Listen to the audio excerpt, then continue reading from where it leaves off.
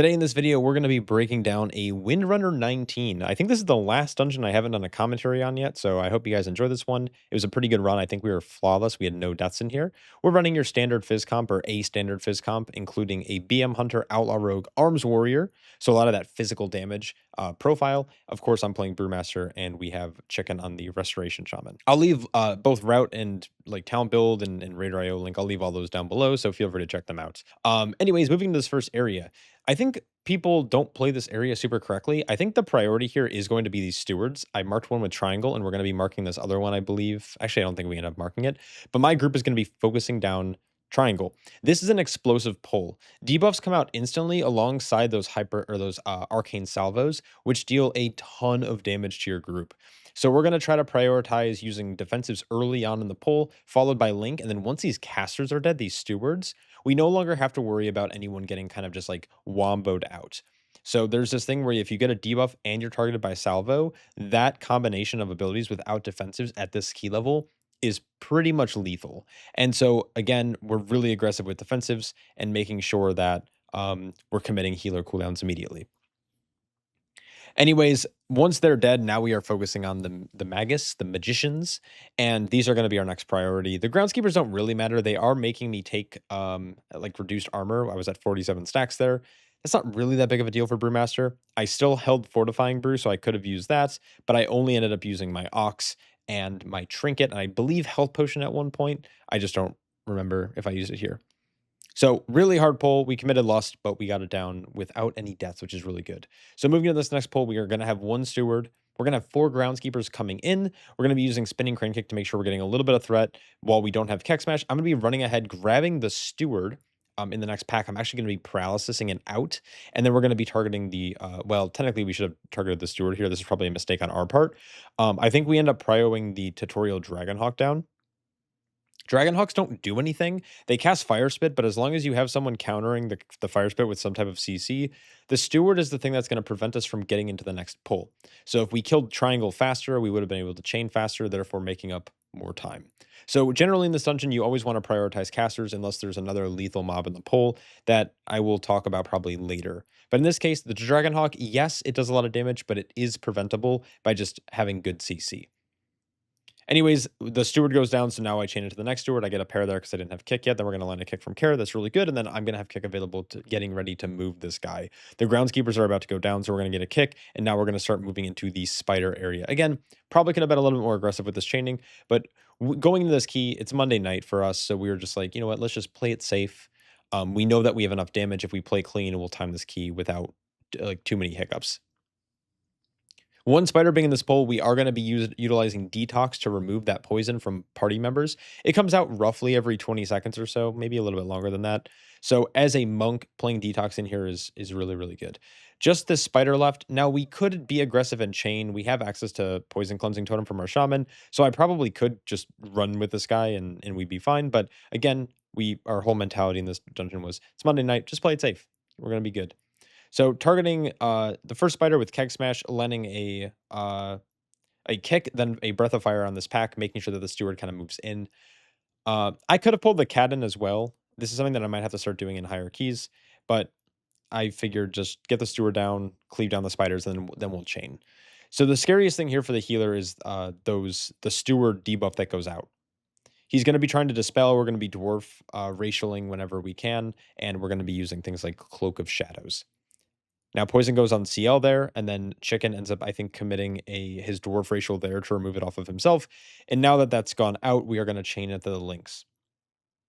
Now, if you do end up chaining, it's really important that you don't have the poisons getting applied at the same time as the Apex Lynx's leap. So by pulling at this cadence gives me an ample amount of time to basically dispel whoever it is before they get targeted by the leap. So it went on CL, I dispelled them there, and then the leap went out a couple seconds later, making sure that he's nice and safe. Apex Link is now the priority. It's probably the most dangerous mob right now in this poll, and it has the highest amount of health, so we're all just hitting into it. This entire area is just going to be one big chain. We're going to be getting a lot of these smaller lashers and making sure that we have things like Keg Smash and Breath of Fire available when they do get pulled in, so we can get enough threat, because While we are playing with like a rogue and a BM hunter, their tricks aren't all that spectacular, mostly because we aren't playing permatrix anymore on the outlaw rogue, and the BM hunter's tricks, either they don't play it or it's really really bad because it doesn't count the damage that they do. It only counts or it doesn't count the damage their pets do. Only they do, and BM hunter obviously does a lot of pet damage. There's a little bit of an oopsie by me. I ended up pulling the Spore or the Bloated Lasher a little bit quicker than I normally do, and then I dropped an Ox statue at like an inappropriate time. So I had mobs coming in from both directions. So I actually threw a keg at the pack that came in from the Bloated Lasher, and then I AoE taunted the pack that was next to my Ox statue, making sure that I had good threat there. Now we do still have some hunter stuff, so we have to be careful of those traps. Whenever you see a trap drop as a tank, step away from it. Move away. Give your melee room. So I'm not doing a good job here. I should be moving him further away so our melee feel more comfortable navigating around this pack. Now, obviously, there's no like circles that are going down on the ground or anything like that, so they shouldn't walk into the trap. But it's just to be mindful of like where DPS. Or how DPS can traverse, because a lot of them like to W, like to do a bunch of strafing, just because that's like just how melee brain works. And so yeah, just be mindful of that. Unfortunately, we got a Spore Dispersal at the very end of that cast, and I'm actually going to get dangerously low here. I roll away because our healer went to go and start the RP, thinking that we were going to kill the Bloated Lasher in time, and he ended up getting that cast off with, I don't know, like less than 1% health left, so pretty scary.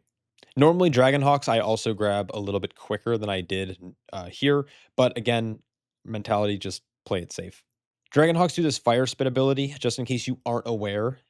It cannot be kicked, but it can be stunned or CC'd. And once the channel starts, by CCing it, it puts it on cooldown. And so you can prevent a lot of damage simply by just making sure you have CC on it. All right, Ember Dawn is a pretty difficult boss. I would say this is actually one of my most difficult bosses to tank, and I would rank it one of the hardest bosses this season for tanks to deal with. The Ember Dawn's Tank Buster, Searing Beak is just really, really brutal. But the strategy for this fight that most groups have started to adopt is you're going to kind of swap sides. So I put down a skull and an orange marker on either side of the room, respectively. And we're going to be walking back and forth between the markers between each phase. And so the reason why this is good is because it's going to force the tornadoes all to come from the same direction, roughly. Now, the way that I position the mob up against the wall, I back up to it, and then I walk alongside of it so the boss gets nice and kind of like tucked up against the wall as best they could, so our melee can have uptime. That's a big benefit of this strategy, but the biggest benefit is going to be during the intermission when players can just look in one direction and see the tornadoes just coming at them, and all they have to do is simply sidestep. We'll get to see that in kind of full effect here in a few seconds, because the first intermission is kind of like a loose, like little introduction. There's only two of these like ember rifts that are like producing the tornadoes. Now, from now on in the fight, we're going to have four. The frontal will always start by facing the direction the tank was when Ember Dawn entered her intermission, and will always go counterclockwise.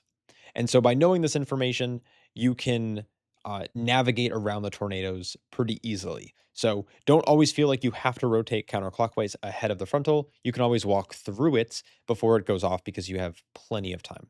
But as you can see, all the tornadoes are kind of coming from the same direction, and then they sometimes even expire early before they even connect with this wall.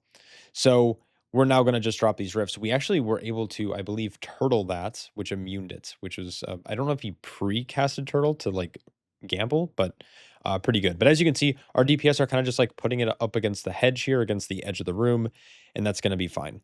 So again, frontal is going to face where I was standing, and then we're going to just shift to the backside, and we're going to face the direction the tornadoes are coming from. That's kind of the key to this fight. Now, I mentioned this before. This boss's Tank Buster is super nasty. I try to generally make sure I have a defensive up for each one, so I rotate between Black Ox. I use it defensively on this fight. I then also have Fortifying Brew, which I use obviously defensively, and then I have my Trinkets. That was a very close roll there, actually. So I do have Ox still rolling here for this next Tank Buster. I believe actually it might fade just beforehand, so I used it a little early in the intermission, but that's okay. I'm going to end up being just absolutely fine here. Shift over just a little bit for our melee DPS to keep having uptime, and we're going to just keep blasting this boss. So there's not really much to talk about. Make sure you're saving your Purifying Brews when you're a little bit lower and your stagger's a little bit high to get that effective use from Guy Plint's Imperial Brew. And then, of course, use Celestial Infusion as often as you can to prevent, a lot of damage. You can also save it for the Tank Buster if you'd like, but generally speaking, I just like to hit it on cooldown on this fight just to help my healer alleviate some of the pain because there's a lot of group damage going out. As you can see, the frontal animation is like kind of not super clear. Um, but again, we're just facing where the tornadoes are coming from, keeping an eye on it, and we're going to be all set. So boss is sub 7% now. Boss dies at 5%. So we are going to start heading over to where the harp spawns. I'm going to put down like a little marker here, and we are off to the next area of the dungeon. I would say moving into this next area, this is definitely going to be some of the more dangerous trash pulls. I don't really like going this side, like ever. But we'll talk through some of the pain points here. So moving down, we're going to be kicking the steward. I'm going to be tab targeting through the groundskeepers to make sure I'm getting threat established on each of them. We're then going to slowly walk this pack down the hill, making sure our DPS continue getting kicks on the steward. And then once I have kick available, I'll be heading into the next area. We'll be getting a kick on the Woebringer, backing it up a little bit, and this is where we're going to be committing lust. Now, unfortunately, CL decided to kidney shot the steward in the back. And so I went to ring it, which then ate my shaman's kick. So now he's just kind of out there. Luckily, CL made up for his sins and he ended up getting the kick there.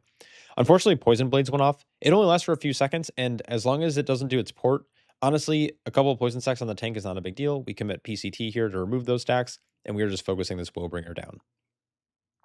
So like I said, this is our lust pull. This is a pretty scary pack. And if you want to get 4 lusts in this dungeon, lusting on cooldown is the name of the game. Now, unfortunately, we end up being a little bit slow through the rest of the dungeon, and we only end up using 1 more lust. But lusting this pull would have been good. If we lusted on CD when it came up, we would have also been fine there, but it came up at like an awkward time later in the dungeon, and I'll point it out when we get there. Anyways, we are now heading into this next area. So what I'm going to try to slowly do is, because I don't think my group has it set up, I'm going to be trying to mark these cutthroats. And then my group is going to be setting focus to these cutthroats to make sure we have a kick on the poison blades cast. Now I jumped down foolishly and I'm just dying to stagger. So I'm yelling at my healer like, "Hey, yo, I'm like downstairs." like where are you at? So everyone finally starts coming down. We set focus to our 3 cutthroats, and now we're going to pull in this big behemoth over here, and we're going to pull it back to this corner. We're leaving 1 cutthroat and apothecary out, and we're going to chain it in later once these cutthroats die, because this giant behemoth actually has a shitload of health, and naturally other mobs are going to die well before he's even low. So chaining here is absolutely fine, especially if you get some type of funnel. Now this did get a little hectic. I did not have the best movement here in terms of like pool positioning on the ground. I then accidentally kind of body pull, or someone body pulls this cutthroat. It's okay because 1 cutthroat did just die. So we're going to just make sure we still lock down our kicks, get a couple of stuns, some shockwaves.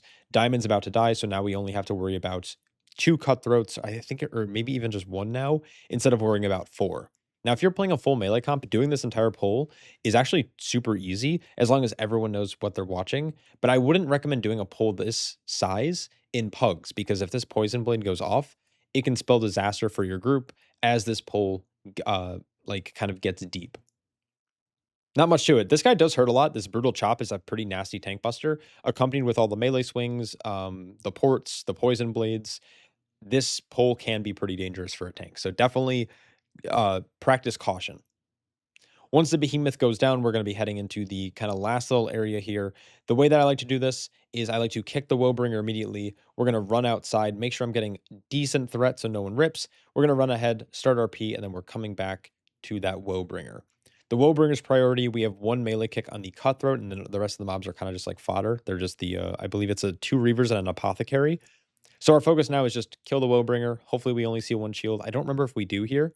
I think we end up seeing a 2nd shield, but if we kill this guy quickly, we'll be able to actually go onto boss. I would say this is like your cooldown recovery pull. So people should definitely try not to send cooldowns.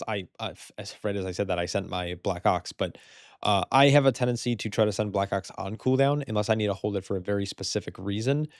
Sending Ox on cooldown is your major CD. It is the way you do damage. If you aren't hitting on cooldown, you're not benefiting from all the benefits of playing Shado-pan, and you're just missing out on a ton of damage as well. So now when it's just Reavers left, we're going to head into Callus and Latch. This can be kind of a sleeper fight.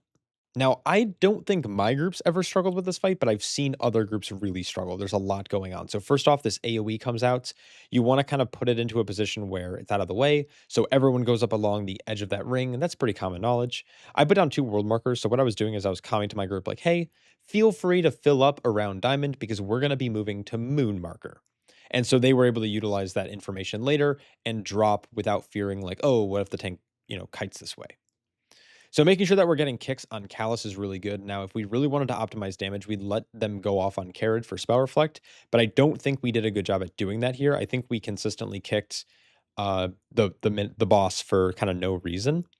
I think we were all kind of not phoning it in, but it was Monday night. Vibes were kind of just like very chill. Like, let's just send the keys, see what happens. We were just kind of just like vibing. There weren't a lot of comms outside of like just kind of weird calls like about filling up diamond or who's kicking what in a previous pull. You'll start to notice here that I actually move into the old poop to drop my new poop. This helps conserve space. I don't recommend anyone do this but tanks, and tanks you should only do this if you're very comfortable with the damage taken palette on this fight from Latch. If you move in and use a defensive, but then he does his brutal chop and then you're getting destroyed, maybe don't stand in it and it's okay. It helps save a little bit of space in the long run, but honestly, you don't even need it because the pools disappear well before you actually run out of space. So same thing here. I'm going to kind of dip my toes in just a little bit. This again was not needed at all, but we did it just to do it. Style points. Now, unfortunately, I think we were actually putting a lot of damage into Latch early on in the pull, so a lot of us ended up swapping. I actually got targeted by this hook twice in a row. That's kind of crazy. So because I got targeted, I'm going to move behind Callus to make sure that they get gripped, and we're going to be locking it in here. This fight's really boring, especially when you have a decurse. Like, there's no CC ads you have to CC. You're just like removing it basically. If your group's good about kicks, the kicks are super sleeper. If you let a kick go off, especially like right during that, like kind of the spew, whatever the ability is called, the splattering spew, you're just gonna have someone get one shot. I think in a little bit, or maybe it already happened. We actually had a cast go off on our hunter, and he got clapped here. I think. Oh, never mind. It's not right now. It's very scary. Don't let cast go off. Try to be aggressive with your kicks. As a tank, try to kick like really quick right off the rip, and then hopefully your DPS will kind of follow suit later on in the encounter. And then once your kicks back up, I think you only need like 2 melee kicks total on Callus because she eventually does like other mechanics, which actually spell Qs her Shadow Bolt cast. When I don't have the thing on me, I actually just normally stay on latch. There's no reason for me to run out and just waste mobility. I could, but it's just a little bit of like uptime optimization is just staying on the target that we're hitting. Same thing here. Splattering speed comes out. I'm going to move into the poop. Give enough room. Now, bosses, as you can see, are like sub 15%. We do not need the rest of this hallway. Now, some might make the argument like, well, if you kept the platform a little bit clearer or kept like a lane, you could probably get back to the RP a little bit faster, but that's like a net 1 second gain, maybe 2 second gain in the long run. Anyways, ghoul spawns. I believe they take 99% reduced damage, so even if they do end up getting in a CC like paralysis or frozen trap, it's very difficult to break them out without putting like significant damage into them. Anyways, I prefer killing Callus first, actually, or no, sorry, Latch first because I don't like the tank damage. But Callus isn't dangerous because you can still kick, and she's only dangerous once she starts doing her like channeled AOE. But you should never be in the case or in a situation where they are dying so far apart that the enrage is going to wipe you. Our next poll is going to be pretty small. I see a lot of groups just run all the way to the end of this hallway. That's a fine idea, but I find the grouping this archer really obnoxious if you don't have a DK. If I was playing with like an unholy DK, I would gladly just like run all the way down and have the archer get gripped in. But what I'm doing is I'm marking it with Skull, and I calmed out to my group like, hey, make sure we're focusing Skull. As soon as it dies, we're going to chain. Because the archer is the mob that has almost no mobility. It just stands there and shoots. You can kind of line of sight it, but it ends up staying like 10 yards out, 20 yards out, and it's just not efficient. So killing it first means that we can then freely move with the rest of the mobs without having to worry about losing out on damage or taking increased damage because we just have an archer sitting off 20 yards away, not dying. Now, our idea here is we want to bait these charges into the wall. You can see all of the melee are kind of like pixel stacked on me. I'm going to slightly readjust here. And then we are also watching for the arrow rain while the archers are still active. So we do still have one. These swirls are hard to see, and sometimes they come out delayed or slow. And so you can CC it. Pretty much you'll always at least have one swirl, because I think the first swirl spawns immediately. But using things like Lake Sweep, Paralysis, Ring of Peace to disrupt that is always a good idea. I was greeting Fortifying Brew here because I'm saving a cooldown for the next pull. I'd prefer to, and I'm just getting absolutely fucking railed here. But these phalanx breakers are now starting to finally fall. So we're doing basically 2 more trash bowls and 2 bosses, and we have like 14 minutes. So we're looking really good on time. Again, we are in no rush because we know that we're on pace. You can see actually my timer splits. Second boss died 38 seconds slow, but that's compared to an 18 run where we were under by like 3-ish minutes, 2.5. Anyways, I go right side here. It's a little less trash, which is nice, and we have count from before, so we don't need it or don't need any extra trash. The Mystic is a sleeper prio. Do not target the Mystic. Your goal here is to kill the Axe Throwers as fast as possible. The Chain Lightning is interruptible, and the Flame Nova is predictable damage. The throw axes are a constant, very annoying bleed that, if overlapping with Nova or Chain Lightning going off, it will kill someone. And so make sure you focus the spectral axe throwers and utilize any type of CC that you possibly can to make sure that these axes aren't going off. The diminishing return was changed this season.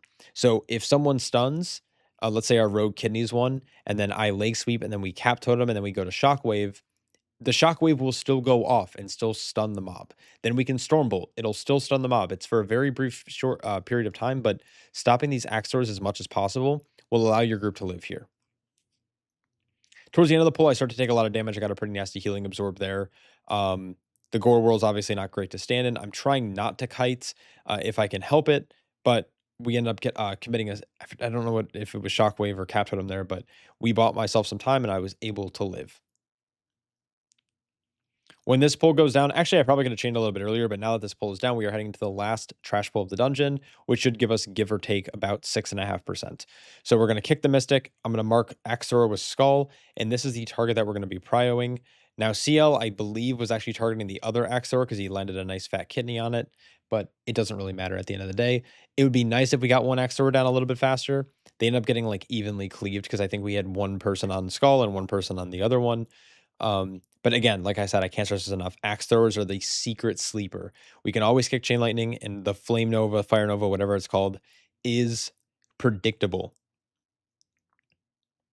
So here's that Flame Nova coming out. Again, it only brings everyone down to like, it only brought Vulnerable down to half health, and everyone else looked very, very healthy. So getting ready for this next boss fight, there is a strat. There is a cheese strat that players have been using and exploiting to prevent the leap from getting applied and without having to really do the fight. Now, I don't agree with that kind of strategy. So I'm hoping it gets fixed, but basically the idea is that you have a ranged DPS and ideally maybe even your healer stand on top of one of like the candlesticks around the room. And by doing so, the leap like has no path available, therefore it just like it doesn't happen. So it's pretty busted, but we don't do that here. We do this fight natty.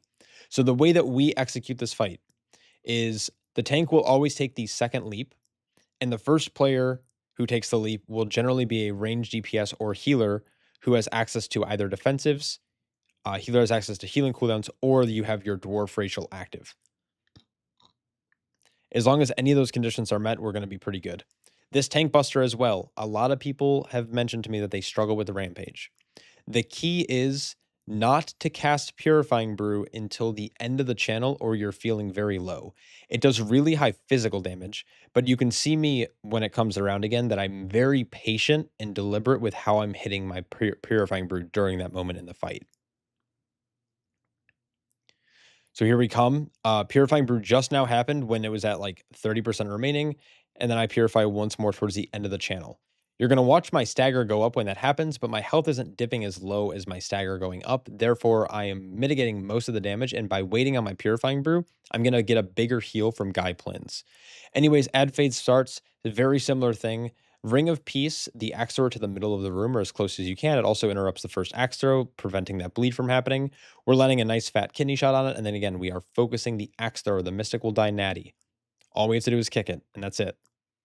All right, so moving on, we're now in the second phase one again. Here's that rampage. You can see holding purify, finally purify right now, halfway through the cast, and then I purify once more towards the end of the cast generally. I'm actually sitting on it right now, which is fine. So I just actually sent it there. I had a fair bit of stagger, which also then healed me. So the key to this fight, Don't panic when you start getting low. When you see yourself at half health or 40% health, trust in Zen State, trust in your stagger, trust in Guy Plins. If you can really bank that Purifying Brew, you're going to get a massive heal out of it. It can crit, it goes into Celestial Fortune, it's all good. Reckless Sleep comes out again. We're going to Turtle Immune the Bleed. I'm going to position myself in a good spot so no one gets slept on. And then we are all going to stack up for the Intimidating Shout. So this is pretty much textbook for us at this point. We're pretty clean. We're very well practiced in this dungeon. So yeah, we're going to end up getting one more ad phase here. Very similar. Axor is always going to spawn like around blue, a little bit closer to the wall. And one of our DPS is going to be getting the Mystic here. So here comes the ads. I'm trolling by not sitting in the link. There it comes. I chi burst. I then pull all the mobs over to the axe thrower, and then we get a nice fat kidney shot on it. And that's pretty much it. If you can kill the axe thrower before like it gets off like even one axe, that's amazing. If you can do it before it gets off like 2 or 3, also really good. That bleed is just, it's a lot of damage, and if it overlaps with a chain lightning missed kick or something, it's just like GG. All right, now we're in the tail end of the fight. Now this fight is a little boring towards the end. Once you finish 2 ad phases, it's very just like, it's very snooze. It's just tank buster, leap, dodge. Tank buster, leap, dodge. Like it's super chill. So here is the leaps. It's going to go on me, apply a pretty nasty bleed, but I'm going to be A-okay. I have a shaman, a very strong shaman healing me, and I trust in my Guy Plins Imperial Brew. And yeah, that's pretty much the fight. So I think I might just end up skipping ahead to the Restless Heart. So bear with me. All right, fight went down, and now we are heading up to the final spire. We land up here with 5 minutes and 45 seconds remaining, and we are moving into the last fight. Now, this fight's pretty fun for a Brewmaster because you can cheese a lot of the mechanics, mostly due to Lighter Than Air and due to Transcendence. I place on a Nox statue for fun. No reason for it. It's really important that we don't get hit by these arrows that are falling, so we're going to do our best to avoid them. And then I'm going to stand near one of these arrows, and I'm looking out for this wind blast or wind bullseye blast or whatever it's called. Bullseye wind blast. And then I'm going to step into this arrow at the last second. So what ends up happening is when the arrow, the wind blast spawns, it clears all of the arrows that are going to be inside of that radius. But if you take an arrow beforehand, before it spawns, it doesn't remove the arrow. And so you get kind of a cheat code. So the idea is that you place on a Transcendence, then that happens. So you just like, I just fucking totally blinked out. You can take the arrow, dash across, and you can transcend back. There we go. I gotta stop recording these at midnight, man. I'm so out of it. Tempest Slash, I'm making sure that my back is towards an arrow, so when I get knocked back, I get knocked up immediately to give my melee DPS a little bit of uptime. And then again, there's no reason for you not to stand in the circle. The tank should never die to getting clipped by the DPS there. And so I just kind of face tanked it. Now, this Bolt Gale is the scariest thing for most DPS players. If you have the debuff on you from the Wind Blast or the Arrow Rain, and you're getting targeted by the Bolt Gale, you're going to be in trouble. Make sure you're clearing your debuffs as early and as often as possible. Once again, step into an arrow, roll over. I also already placed a Transcendence down earlier, and so when the kind of wave reaches me, I'll be able to just transcend over, hit him with a slam, or not a slam, what am I saying? A provoke, and we're going to just start slamming this guy. This is not a fun fight for Melee. Melee actually lose a lot of uptime on this fight just because of just the way that the mechanics are designed and having to run out. I haven't found a way yet to like really optimize uptime because you just don't really get to. And yeah, so we're just kind of spreading out, making sure that we are getting ready to soak. Now I get knocked through one into another, which is kind of scary. Not the end of the world. But I think there's one other mistake. I think I actually end up, do I die in this fight? I don't remember. No, I don't think I do. Never mind. So yeah, very, very kind of chill fight. Bolt Gale is scary, once again, if you also have a debuff on you. So luckily, Vulnerable dropped earlier, so he doesn't have a debuff, so the Bolt Gale is actually very free to heal through. It does not take a lot of effort from our Shaman. And then we're going to be going into intermission again. So the boss will always leap to the furthest edge of the room from where you're currently standing. And so you can use this in a tactical way to pre-position yourself to make sure that you have enough arrows for all of the people in your party to jump up. There are sometimes just weird edge cases where you soaked all the like arrows in the middle or at the edge of the room, and then you just don't position the boss properly, and then all of the arrows get cleared, and then everyone just gets stunned and basically fucked. That is like worst case scenario. So Just be mindful of that. Tracking our saps regularly. I'm getting a Tempest last year. I'm trying to get knocked back into a puddle to get knocked up in the air. I'm coming back to my DPS. I get knocked up again because I'm dumb. Again, I'm trying to give our rogue and our warrior some uptime if possible. And then I walked into another one because I was just not. I was actually like so mad when this happened. I was like, God damn it! I can't like stand in one spot. I keep running into every arrow on the ground for no reason. Again, Bolt Gale's scary. Luckily, it's on CL. He's just gonna like probably pop faint. He's got Adrenaline Rush going, so he should be pretty safe. So we're now sub 10 mil on the boss, sub 15%. I take the arrow, roll across, and start blasting some big damage here. When Bullseye comes out, we're gonna transcend over immediately, and we are good to go. And once this boss goes down, we're pretty much gonna be all SETI spaghetti. Watching one last set of arrow rains, and then the boss should be getting around my health threshold in the next couple seconds, and I'm going to commit Touch of Death right now. And that's a GG.